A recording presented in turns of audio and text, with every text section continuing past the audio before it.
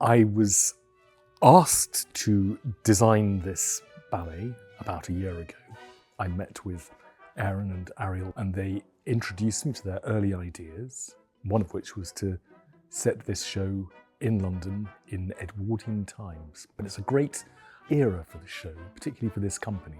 Every year the company settles down at the Coliseum, which was built around 1905. So there's almost a feeling you're stepping inside to the time when the Coliseum was built. For us, we wanted to show that we were in London. We wanted to introduce the idea of 𝗕𝗓𝗢𝗧𝗧𝗘𝗗 as a toy maker and a sweet maker, and a bit of an inventor and a bit of a magician. And we also wanted to introduce the streets of London and these sweets being sold on the streets. There was also, uniquely, a second-hand cheese shop. And from the cheese shop, 𝗕𝗔𝗕𝗢𝗡𝗧𝗑 buys and sells cheese. And he also has a gang of street children.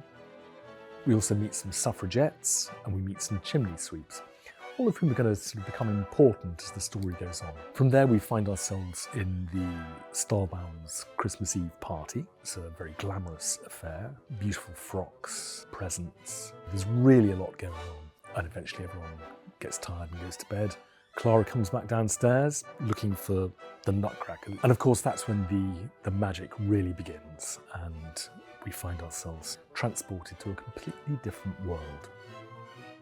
Inspiration for the visuals, there have been so many, and it's one of the sort of delightful things about working on a project like this. I was looking a lot at old photographs of London in Edwardian Victorian times, the paintings of John Atkinson Grimshaw, and then of course you go to all these different magical lands.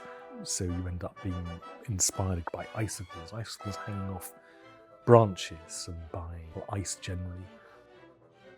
The design certainly aims to surprise and hopefully delight. We certainly feel that there's some sort of magic at play.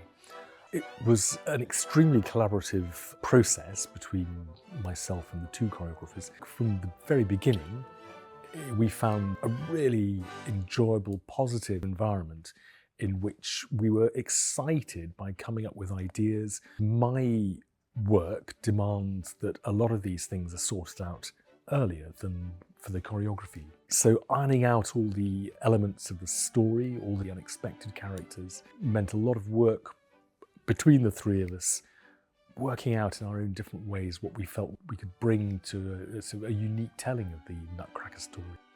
The source materials for Nutcracker, as you begin with 𝗕𝗡𝗢𝗡𝗏𝗧𝗔𝗕𝗓 original book, which is from around 1860. Of course, there's much more of the story than ever appears in the ballet.